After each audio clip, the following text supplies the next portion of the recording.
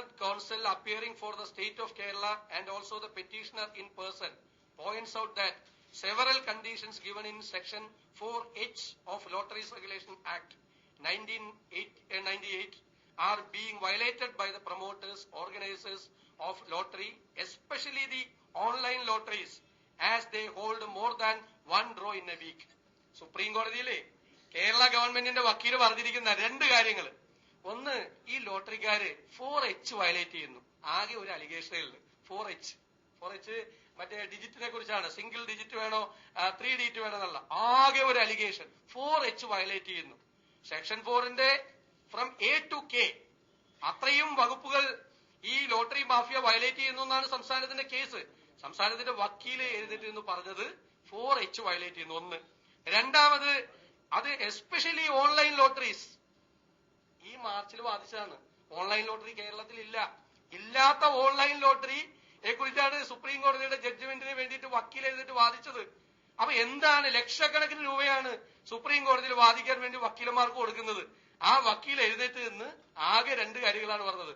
4H വയലേഷനും അതുപോലെ തന്നെ ഇത് ഓൺലൈൻ ലോട്ടറിയാണ് കേരളത്തിൽ നടക്കുന്നത്. 2005 നിരോധിക്കപ്പെട്ട ഓൺലൈൻ ലോട്ടറിയെ കുറിച്ചാണ് ഇത് പറഞ്ഞത്.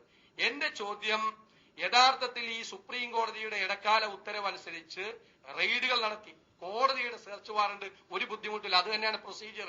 ക്രിമിനൽ പ്രൊസീജിയർ കോഡിലുള്ള കാര്യമോ കോടതി പറഞ്ഞിട്ടുള്ളൂ. സെർച്ച് വാറണ്ട് വാങ്ങിച്ച് സെർച്ച് ചെയ്യണം, റെയ്ഡ് നടത്തണം, ഈ ഇൻവെസ്റ്റിഗേഷൻ നടത്തണം, എന്നിട്ട് സെക്ഷൻ 8 എക്സസൈസ് ചെയ്യണം. മാത്രമല്ല റൂൾ 5 പറഞ്ഞിരിക്കുന്ന പ്രൊസീജിയർ അനുസരിച്ച് ലോട്ടറി പ്രോഹിബിറ്റ് ചെയ്യാനുള്ള നടപടിക്രമങ്ങൾ പൂർത്തിയാക്കി ഡൽഹിയിലേക്ക് അയക്കേണ്ടത് സംസ്ഥാന ഗവൺമെന്റാണ്. ആ നടപടിക്രമങ്ങൾ ഒന്നും പൂർത്തിയാക്കാതെ അവ്യക്തമായ കത്തുകൾ മാത്രം. എന്റെ കയ്യിൽ സംസ്ഥാന ഗവൺമെന്റ് അയച്ച ഈ ലോട്ടറി ചട്ടം നിലവിൽ വന്നതിന് ശേഷം അയച്ച 2-3 കത്തുകളുണ്ട്. ആ കത്തുകളിൽ ഒന്നും ലോട്ടറി ചട്ടത്തിന്റെ റൂൾ 5 അനുസരിച്ചുള്ള കത്തല്ല, ജസ്റ്റ് ഇൻഫോം ചെയ്യുന്നു. ഒന്ന്, നേരത്തെ പറഞ്ഞതുപോലെ 2 റൂൾ 312 314 മാത്രം വയലേറ്റ് ചെയ്യുന്നു. 2 ചെറിയ അലിഗേഷൻ മാത്രം. ഇവിടെ മുൻകൂർ നികുതി മേടിക്കുന്ന സമയത്ത് സെക്ഷൻ 4 വയലേറ്റ് ചെയ്യുകയാണ്.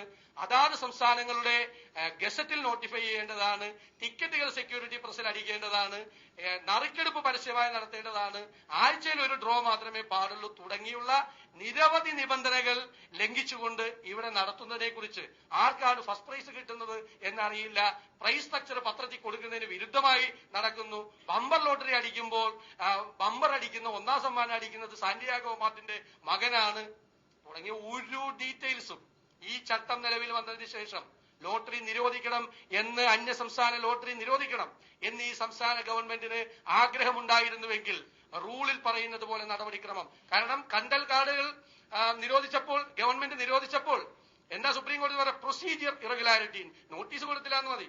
ഈ പ്രൊസീജിയർ ഫോളോ ചെയ്യാതെ കേന്ദ്ര ഗവൺമെന്റ് ലോട്ടറി പ്രോഹിബിറ്റ് ചെയ്താൽ അവർ കോടതിയിൽ പോയി സ്റ്റേ മേടിക്കും. അതുകൊണ്ട് ഞാൻ പറയുന്നു, റൂൾ 5 പറയുന്നത് പോലെ അന്യസംസ്ഥാന ലോട്ടറി നിരോധിക്കാൻ വേണ്ടിയിട്ടുള്ള നടപടിക്രമങ്ങൾ ഈ ഗവൺമെന്റ് തുടങ്ങി, അതിനുവേണ്ടി ആവശ്യമായ റെയ്ഡുകൾ നടത്തി, കേസുകൾ എടുത്ത് ആ തെളിവുകൾ സഹിതം സെക്ഷൻ 4 വയലേറ്റ് ചെയ്യുന്നു, റൂൾ 3 വയലേറ്റ് ചെയ്യുന്നു.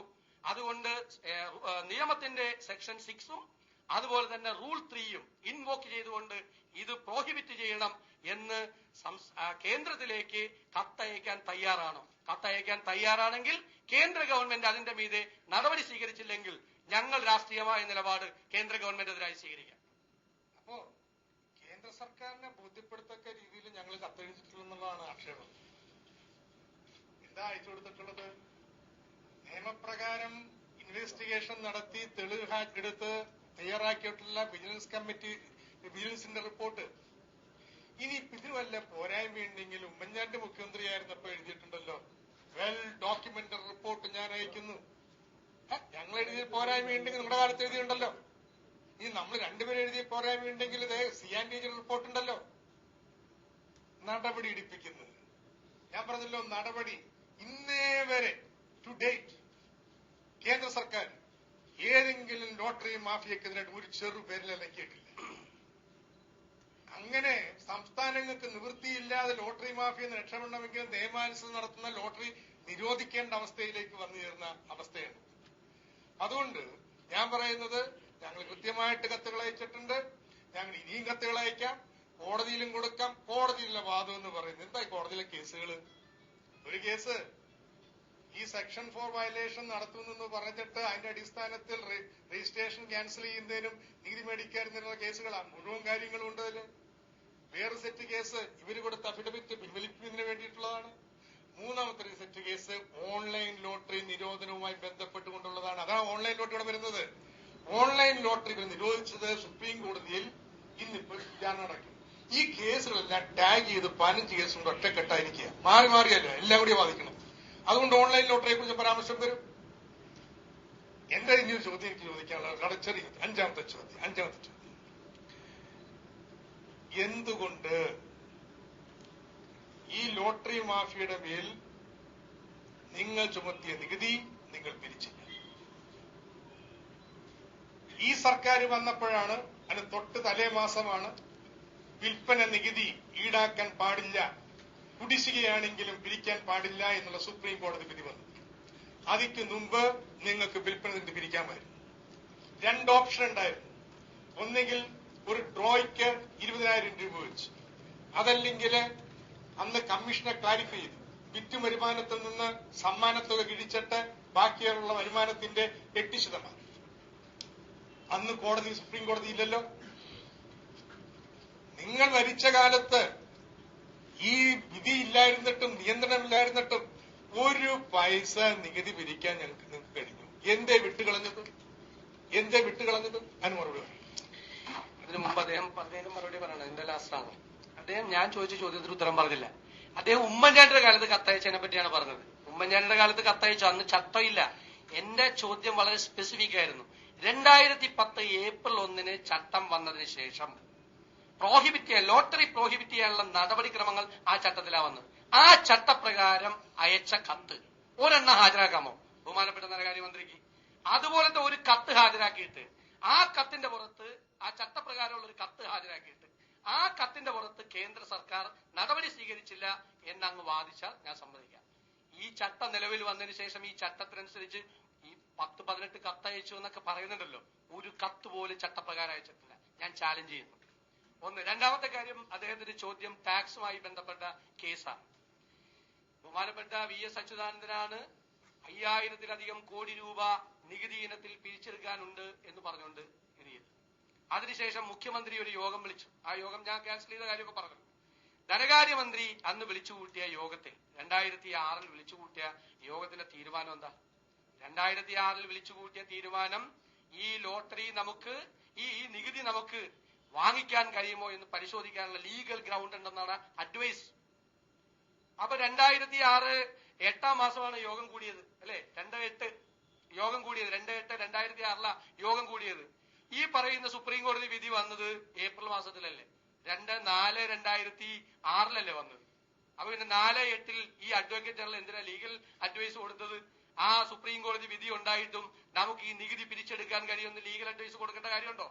ഈ പറയുന്ന ഏപ്രിൽ 4 വിധി പുതിയ വിധിയല്ല, സുപ്രീം കോടതി വിധി. അതിനു മുൻപ് തന്നെ സുപ്രീം കോടതിയുടെ വേറെ വിധിയുണ്ട്. ആക്ഷനബിൾ ക്ലെയിമിൽ ടാക്സ് ലെവി ചെയ്യാൻ കഴിയില്ല എന്ന് ഇൻ പ്രിൻസിപ്പിൾ സുപ്രീം കോടതി ഒരു ഇത് ചെയ്തിട്ടുണ്ട്, തത്വത്തിൽ ഒരു വിധി ഉണ്ടായിട്ടുണ്ട്. ആ വിധിയുടെ അടിസ്ഥാനത്തിലാണ് നമുക്ക് ഈ ടാക്സ് പിരിച്ചെടുക്കാൻ നമുക്ക് കഴിയാതെ പോയത്.